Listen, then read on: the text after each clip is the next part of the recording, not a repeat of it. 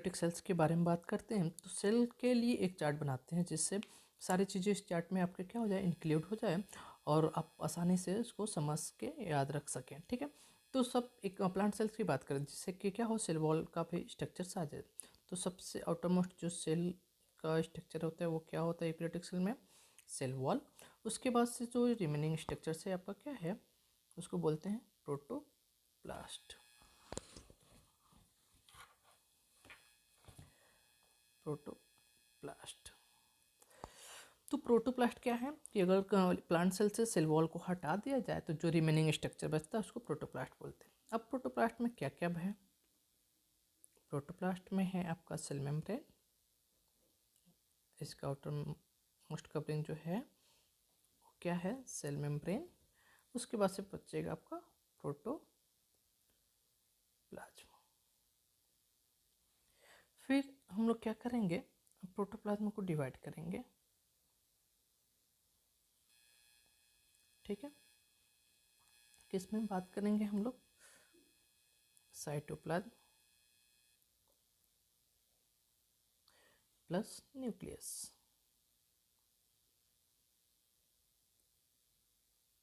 Nucleus, अब देखिए nucleus में हम लोग बात करेंगे कि इसमें जेनेटिक मटेरियल क्रोमोसोम होता है, न्यूक्लियर मेम्ब्रेन होता है, न्यूक्लियोलस होता है, न्यूक्लियर पोर होता है, तो उसके बारे में आके बात करेंगे। साइटोप्लाज्म को फिर से हम लोग डिवाइड करते हैं। दो चीज़ें होती है इसमें, metabolically active substance, metabolically active part और मेटाबॉलिकली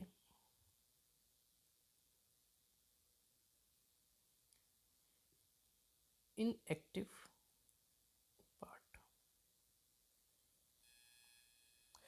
मेटाबॉलिकली एक्टिव पार्ट जो होते हैं आपके सेल ऑर्गेनेल्स होते हैं, सेल ऑर्गेनेल। ठीक है, इसमें क्या होता है आपका स्टोरेज मटेरियल, स्टोरेज मटेरियल। अब सेल ऑर्गेनेल हो सकता है मेम्ब्रेनस हो या नॉन मेम्ब्रेनस हो, मेम्ब्रेनस और नॉन मेम्ब्रेनस।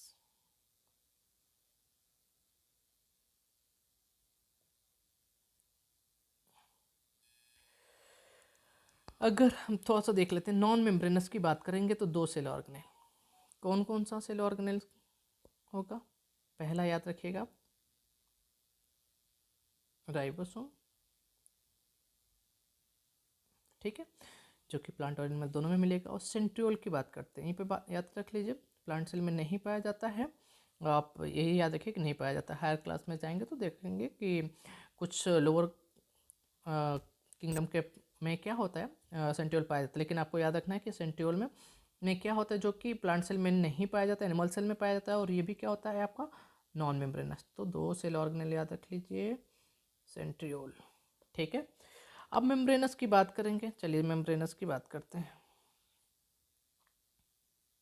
तो मेम्ब्रेनस को हम लोग क्या करते हैं, डिवाइड करते हैं अगेन किसमें, डबल मेम्ब्रेनस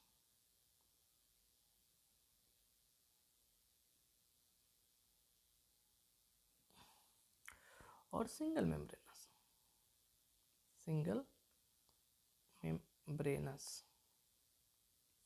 ऑर्गेनेल। ठीक है, तो डबल मेम्ब्रेनस में आपको याद रखना है क्या, माइटोकॉन्ड्रिया। पूछा जाता है क्वेश्चन कि कौन कौन सा सेल ऑर्गेनेल है जो डबल मेम्ब्रेनस है, कौन सिंगल मेम्ब्रेनस है, और क्लोरोप्लास्ट।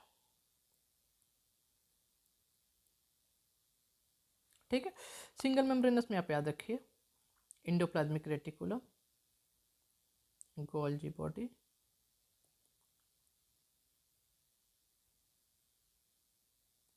गोल्जी बॉडी, लाइसोसोम,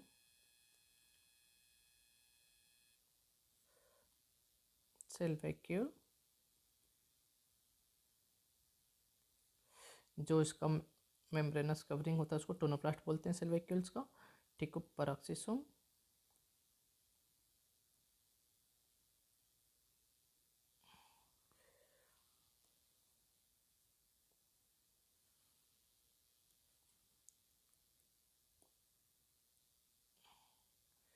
पैराक्सीसोम, ठीक है, और माइक्रोबॉडीज के बारे में बात करेंगे। तो इतना आपको याद रखना है, ठीक है, कि क्या क्या होता है। अब हमने डिवाइड किया कि इसमें सेल को, सेल का जो आउटरमोस्ट कवरिंग होगा सेल वॉल, उसको अगर हटा दिया जाए तो जो रिमेनिंग स्ट्रक्चर बचेगा वो प्रोटोप्लास्ट कहलाएगा। अब प्रोटोप्लास्ट भी हम लोग क्या करेंगे, हटाएंगे, उसके आउटर कवरिंग को हटाएंगे तो वो सेल मेम्ब्रेन मिलेगा हमें, उस वजह से जो उसके अंदर होगा वो प्रोटोप्लाज्म में होगा, ठीक है। अब प्रोटोप्लाज्म को फिर से डिवाइड करेंगे, देखेंगे क्या क्या है उसमें। तो प्रोटोप्लाज्म में मिलता है आपको साइटोप्लाज्म और फिर न्यूक्लियस। उसके बाद से देखिए साइटोप्लाज्म को फिर से डिवाइड करेंगे तो हमें मिलेगा दो चीज़ें, हो सकता है मेटाबॉलिकली एक्टिव पार्ट हो और मेटाबॉलिकली इनएक्टिव पार्ट हो। मेटाबॉलिकली इनएक्टिव पार्ट का मतलब क्या है कि ये कहीं पार्टिसिपेट नहीं करता है रिएक्शंस में, तो ये स्टोरेज के फॉर्म में मटेरियल जो होता है उस पार्ट को हम लोग बोलते हैं मेटाबॉलिकली इनएक्टिव पार्ट। और जो क्या होता है लाइफ के फंक्शनिंग में पार्टिसिपेट करता है तो उसको मेटाबॉलिकली एक्टिव पार्ट बोलते हैं। तो जितने हमारे सेल ऑर्गेनेल्स हैं उनको हम लोग क्या बोलेंगे, मेटाबॉलिकली एक्टिव पार्ट। अब जो सेल ऑर्गेनेल्स हैं वो हो सकता है मेम्ब्रेनस हो या नॉन मेम्ब्रेनस हो, ठीक है। तो वो नॉन मेम्ब्रेनस में आपको याद रखना है दो सेल ऑर्गेनेल्स को, मेनली राइबोसोम्स को और सेंट्रियोल्स को, ठीक है। उसके बाद से मेम्ब्रेनस की बात करें तो हो सकता है ये डबल मेम्ब्रेनस हो या सिंगल मेम्ब्रेनस हो। अगर डबल मेम्ब्रेनस है तो कौन कौन सा सेल ऑर्गेनेल है, माइटोकॉन्ड्रिया और क्लोरोप्लास्ट। सिंगल मेम्ब्रेनस में हमें याद रखना है endoplasmic reticulum, Golgi body, lysosome, cell vacuoles और पैराक्सीसोम, ठीक है। अब इन सभी स्ट्रक्चर्स को हम लोग वन बाय वन पढ़ेंगे। सबसे पहले पढ़ेंगे सेल वॉल, प्लांट सेल में सेल वॉल किसका बना होता है, ठीक है। उसके बाद से हम लोग यहीं पे बात कर लेंगे कि जो हमारा मोनेरा के मेंबर्स हैं, ठीक है, जो बैक्टीरिया हैं उनका सेल वॉल किसका बना होता है, ठीक है। एल्गी का किसका सेल वॉल बना होता है और फंगाई का सेल वॉल किस सब्सटेंस से बना होता है। तो इन सभी तक यहाँ से जो क्वेश्चंस आते हैं आप यहाँ पर क्लियर कर लें। फिर हम लोग बात करेंगे सेल मेम्ब्रेन की स्टडी करेंगे, ठीक है, कि सेल मेम्ब्रेन किसका बना होता है, फॉस्फोलिपिड्स का बना होता है और प्रोटीन्स का बना होता है। उसमें कुछ अमाउंट में क्या है प्रोटीन्स भी बना होता है। उसका स्ट्रक्चर देखना है कि कैसे बना, तो fluid mosaic model Singer and Nicolson का हम लोग स्टडी करेंगे। सबसे बेस्ट, सबसे मोस्ट एक्सेप्टेड जो मॉडल था सेल मेम्ब्रेन का वो किसने दिया था, फ्लूइड मोज़ेक मॉडल 1972 में, तो उसको पढ़ेंगे हम लोग। फिर से हम लोग पढ़ेंगे आपका साइटोप्लाज्म में न्यूक्लियस को पढ़ लेंगे, न्यूक्लियस को लास्ट में पढ़ेंगे। इसमें हम लोग पढ़ेंगे मेटाबॉलिकली एक्टिव पार्ट जो कि हमारा सेल ऑर्गेनेल्स हैं। तो सेल ऑर्गेनेल्स में हम लोग एक चीज़ पढ़ेंगे Indo membrane system. Indo membrane system क्या है, ठीक है, तो उसको पढ़ेंगे। उसके बाद से माइटोकॉन्ड्रिया को पढ़ेंगे, ठीक है, क्लोरोप्लास्ट को पढ़ लेंगे हम लोग। फिर सेल वैक्यूल्स को पढ़ लेंगे, पैराक्सीसोम को पढ़ लेंगे। फिर इस चैप्टर में हमें पढ़ना है साइटोस्केलेटन्स और न्यूक्लियस के बारे में डिटेल, क्रोमोसोम के बारे में पढ़ना है, ठीक है। तो चलिए स्टार्ट करते हैं one by one, cell wall से स्टार्ट करते हैं। अब एनसीईआरटी को छोड़ के नहीं चलेंगे, एनसीईआरटी को हम लेकर के एक्सप्लेन करते हुए चलेंगे, जिससे आपका क्वेश्चन साथ में बनता हुआ चले। क्या क्या है आप राइट में साइड में जो जगह दिया है एनसीईआरटी में उसको लिखते रहिए, ठीक है। तो देखिए यूकैरियोटिक सेल्स में थोड़ा सा देख लेते हैं कि यूकैरियोटिक सेल्स में किसको किसको इंक्लूड करते हैं हम। तो देखिए 5 किंगडम क्लासिफिकेशन में हम लोग बात करेंगे।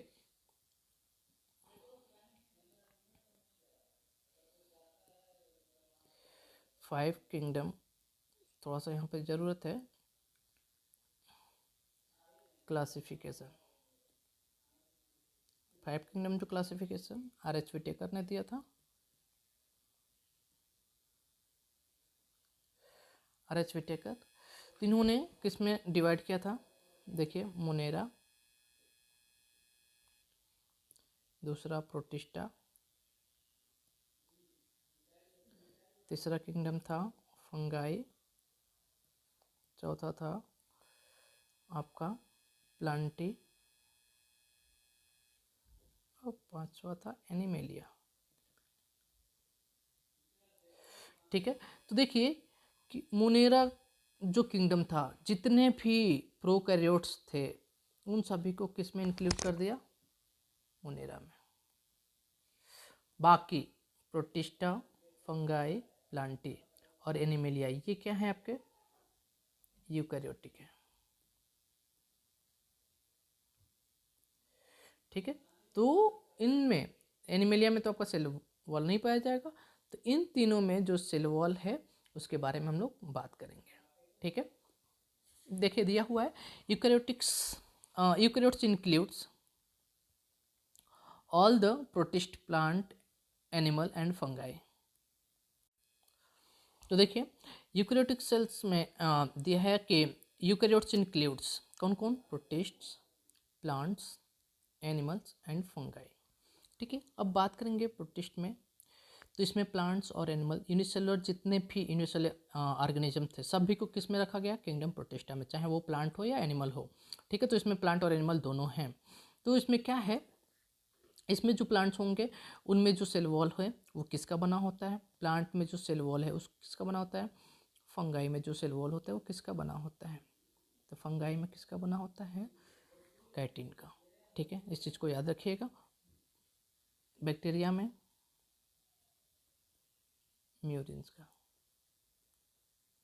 आगे बात करेंगे जब डिटेल में बात करेंगे इसके। ठीक है, आगे देखिए इसमें यूकैरियोटिक सेल्स में न्यूक्लियस पाया जाता है और जो कि क्या होता है न्यूक्लियर मेम्ब्रेन, उस पर न्यूक्लियर इन्वेलप पाया जाता है। ठीक है, अब इसके साथ साथ यूकैरियोटिक सेल्स में और क्या क्या पाया जाता है, locomotory complex, locomotory and cytoskeletal structures पाया जाता है, जो कि उसके लोकोमोशन और उसके सेल के स्ट्रक्चर्स को में स्टेबिलिटी प्रोवाइड करता है। ठीक है, उसके साथ साथ जो जेनेटिक मटेरियल होता है यूकैरियोटिक सेल्स का वो क्या होता है, ऑर्गेनाइड होकर के क्रोमोसोम बनाता है। ठीक, अब सभी के सभी जितने भी यूकैरियोटिक सेल्स क्या सिमिलर होते हैं या डिफरेंट होते हैं, तो याद रखिएगा कि सभी यूकैरियोटिक सेल्स आइडेंटिकल नहीं होते, सिमिलर नहीं होते, क्योंकि प्लांट सेल का जो सेल होगा डिफरेंट होगा। ठीक है, प्रोटिस्ट में जो सेल्स होगा उनका स्ट्रक्चर कुछ अलग होगा, फंगाई का सेल स्ट्रक्चर कुछ, एनिमलिया का सेल स्ट्रक्चर कुछ अलग होगा। ठीक है, तो एक क्वेश्चन यहाँ पॉइंट दिए, all eukaryotic cells are not identical, याद रखिएगा यहाँ से। अब जब ऑप्शन बनाएगा तो यहाँ पे हो सकता है all eukaryotic cells are identical लिख दे, नॉट को हटा करके, तो इस टाइप के ऑप्शंस बनते हैं। ठीक है, उसके साथ देखिए प्लांट सेल्स में सेल वॉल पाया जाता है, दिया है यहाँ पे, plant and animals are cells are different as the former, formers means पहले वाला स्टेटमेंट को समझिएगा एनसीईआरटी का। ठीक है, फार्मर पजेज सेल वॉल, मतलब क्या है, प्लांट जो होता है उसमें सेल वॉल पाया जाता है, उसके साथ साथ और क्या पाया जाता है, प्लास्टिड पाया जाता है, उसके साथ साथ और क्या पाया जाता है, लार्ज सेंट्रल वैक्यूल पाया जाता है, जो कि क्या होता है, एब्सेंट इन एनिमल सेल्स। तो क्या क्या मिल गया, एनिमल सेल और प्लांट सेल्स में आप क्या कर सकते हैं, यहाँ पे डिफ्रेंशिएट कर सकते हैं कि प्लांट सेल में सेल वॉल पाया जाएगा, प्लास्टिड पाया जाएगा और लार्ज सेंट्रल सेल वैक्यूल्स पाया जाता है, जबकि ये तीनों चीज़ें क्या होती है, एनिमल सेल्स में एब्सेंट होती है। ठीक है, एनिमल सेल्स के पास क्या होता है, सेंट्रियोल पाया जाता है, जो कि absent in almost, almost not all, याद रखिएगा यहाँ पे क्या दिया है, इन ऑलमोस्ट, ऑलमोस्ट का मतलब क्या होता है कि कुछ में हो सकता है। ठीक है, नॉट ऑल, तो यहाँ ऑलमोस्ट में, ऑलमोस्ट ऑल प्लांट सेल में क्या होता है आपका, सेंट्रियोल एब्सेंट होता है। ठीक है, ऑल प्लांट सेल मत करना कभी। ठीक है, ऑप्शन यहाँ से बनते, थोड़े छोटे छोटे पॉइंट से क्वेश्चंस बनते हैं, तो इसको ध्यान रखना है। ठीक है, दो तो सेंट्रियल क्या होगा, एनिमल सेल में पाया जाता है और almost all cell plant cell में नहीं पाया जाता। देखो स्ट्रक्चर देख लो, आपके एनसीईआरटी में दिया हुआ है, एक लार्ज सेंट्रल आपका क्या है, सेल वैक्यूल पाया जाता है, ये प्लांट सेल है या एनिमल सेल है, अब देख लो ये क्या है, सेल वॉल है, ये स्ट्रक्चर जो है सेल वॉल है, सेल वॉल के अंदर सेल मेम्ब्रेन है यहाँ पे स्ट्रक्चर। ठीक है, और क्या है, इसमें क्लोरोप्लास्ट पाया जाता है, और देखो ये क्या है आपका, क्लोरोप्लास्ट है, ये माइटोकॉन्ड्रिया है। ठीक है, सेल वॉल का स्ट्रक्चर दिखा, सेल वॉल के स्ट्रक्चर आगे हम लोग डिटेल में पढ़ेंगे, तो मिडिल लेमला क्या होता है पाया जाएगा, बता उसके बारे में बात करेंगे। ये प्लाज्मा मेम्ब्रेन यहाँ दिया हुआ है, ये देखिए न्यूक्लियस है, न्यूक्लियस का न्यूक्लियर इन्वेलप है, न्यूक्लियस को कवर करने वाली जो मेम्ब्रेन न्यूक्लियर इन्वेलप या न्यूक्लियर मेम्ब्रेन बोलते हैं। ठीक है, उसके बाद से इंडोप्लाज्मिक रेटिकुलम, देखिए इंडोप्लाज्मिक रेटिकुलम दो टाइप के होते हैं, रफ इंडोप्लाज्मिक रेटिकुलम और स्मूथ इंडोप्लाज्मिक रेटिकुलम। उसके साथ ये क्या है, गोल्जी बॉडी है। ठीक है, देख रहे हैं आप इसको, गोल्जी बॉडी है, उस न्यूक्लियस के बारे में हमने बात की है, यहाँ पे भी माइटोकॉन्ड्रिया है, ये स्मूथ इंडोप्लाज्मिक रेटिकुलम दिया हुआ आपका यहाँ पे, और ये क्या है जिस पे राइबोसोम्स प्रेजेंट है, dotted structure rough like structure बनाएगा, presence of, due to presence of ribosome की वजह से, तो वो क्या कहलाएगा, रफ इंडोप्लाज्मिक रेटिकुलम। ठीक है, और ये प्लाज्मोडेस्माटा क्या होता है, कनेक्ट करता है दो सेल्स के। ठीक है, जो कि एक सेल से दूसरे सेल्स में क्या हो सके, इसके मटेरियल का एक्सचेंज हो सके। माइक्रोट्यूबुल्स इसके साइटोस्केलेटन्स में इंक्लूड होगा। इस सेल के स्ट्रक्चर जो ऑर्गेनेल्स हैं उनको स्टेबिलिटी प्रोवाइड करते हैं, एक फिक्स पोजिशनिंग पे रखता है।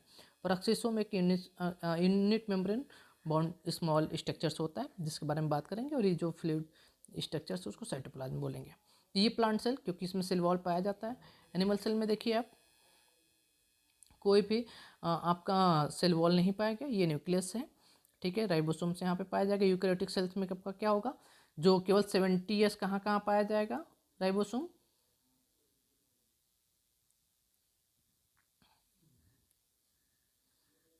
कहाँ कहाँ पाया जाएगा आपका, माइटोकॉन्ड्रिया में और क्लोरोप्लास्ट में। बाकी जगह पे जो होगा हमारा 80s टाइप का राइबोसोम्स पाया जाएगा साइटोप्लाज्म में, और यहाँ पे आपका ER पे। ये स्मूथ एंडोप्लाज्मिक रेटिकुलम माइटोकॉन्ड्रिया यहाँ पे दिया हुआ है, ठीक है। न्यूक्लियोलस में एक स्मॉल नॉन मेम्ब्रेनस स्ट्रक्चर होता है जिसको हम क्या बोलते हैं, न्यूक्लियोलस बोलते हैं, ठीक है। माइटोकॉन्ड्रिया दिया है। Golgi body of endoplasmic reticulum जिस पे क्या है डॉटेड स्ट्रक्चर से राइबोसोम्स है। तो ये क्या है आपका small unit membranes small vesicle like structure जिसे हम लोग क्या बोलते हैं, लाइसोसोम्स बोलते हैं, ठीक है। स्मॉल वेसिकल लाइक स्ट्रक्चर्स से परऑक्सीसोम बोलते हैं। तो ये सब क्या है आपका स्ट्रक्चर्स। सेंट्रियोल देखिए यहाँ पे किस में पाया जाता है, एनिमल सेल्स में, जबकि प्लांट सेल्स में नहीं पाया जाता। इसके बारे में हर एक ऑर्गेनेल्स के बारे में डिटेल में पढ़ना है, ठीक है। चलिए तो एक एक को स्टार्ट करते हैं। तो सेल वॉल के बारे में बात करते हैं। तो सेल वॉल देखिए, जो हमारा सेल वॉल है वो कैसा होता है, नॉन लिविंग रिजिड स्ट्रक्चर जो कि आउटर मोस्ट कवरिंग होता है, ठीक है। Cell wall forms outer covering of the plasma membrane of the fungi and plants. अब देखिए क्या क्या फंक्शन है। तो cell wall not only gives the shape, पहला गिव्स शेप, दूसरा shape to the cell and protect the cell,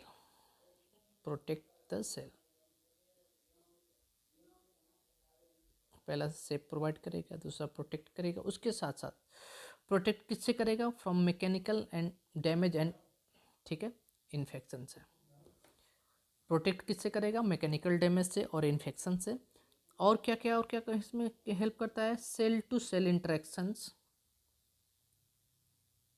cell to cell interaction. हम questions बनाएंगे जब ये चैप्टर कंप्लीट हो जाएगा, तो क्वेश्चन बनाएंगे जैसे कि नीट में एनसीईआरटी से क्वेश्चन बनता है, उसको एक्सप्लेन करेंगे, ठीक है। आप देखिएगा और उसको सॉल्व कीजिएगा, बहुत ही बेनिफिशियल होगा आपके लिए, ठीक है। और क्या है सेल टू सेल इंटरेक्शंस में, और उसके साथ साथ और क्या काम करता है, प्रोवाइड्स बैरियर टू अनडिजायरेबल माइक्रोमॉलिक्यूल्स। तो प्रोवाइड्स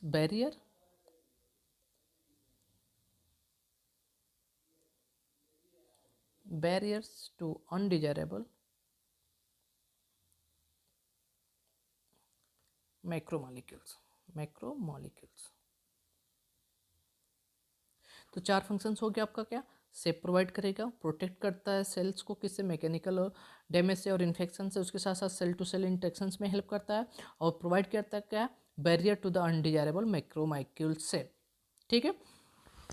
तो ये हो गया आपका क्या, सेल वॉल का फंक्शन, ठीक है।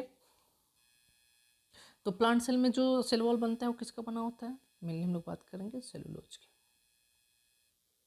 ठीक है। इस चीज़ को याद रखिए, सेलुलोज की।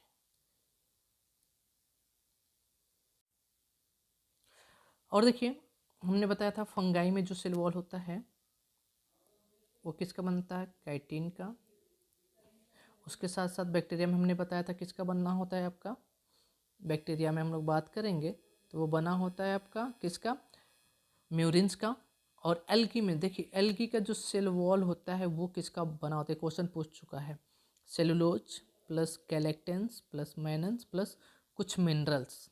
मिनरल्स कौन सा, कैल्शियम कार्बोनेट,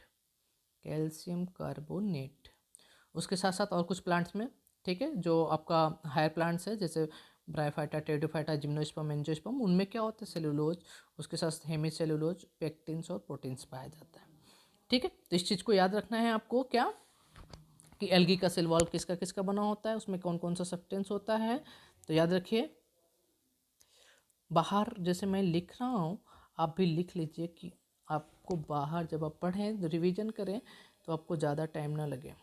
ठीक है, तो एल्गी का जो सेल वॉल है किसका किसका बना होता है, देखिए आपका सेलुलोज पाया जाएगा plus गैलेक्टेंस plus minus plus minerals. Minerals कौन सा, कैल्शियम कार्बोनेट, कैल्शियम कार्बोनेट।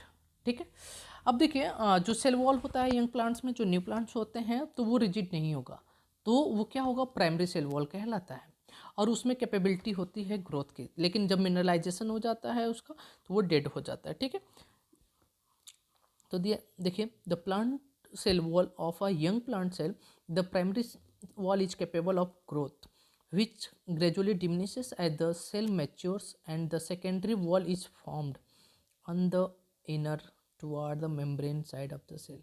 ये क्वेश्चन पूछा हुआ है कि किधर बनता है, जो सेकेंडरी वॉल होता है वो किधर बनता है, टुवर्ड द मेम्ब्रेन साइड और आउटर साइड। तो देखिए एक सेल है,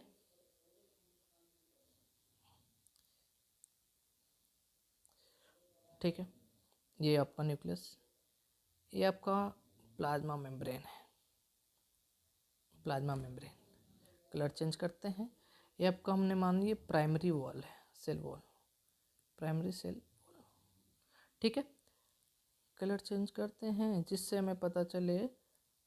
ठीक है, अब देखिए तो सेकेंडरी जो वॉल बनेगा वो प्राइमरी वॉल के अंदर बनेगा, इस चीज़ को याद रखिए, प्राइमरी वॉल के अंदर बनेगा, टुवर्ड द मेम्ब्रेन, मेम्ब्रेन की तरफ बन रहा है।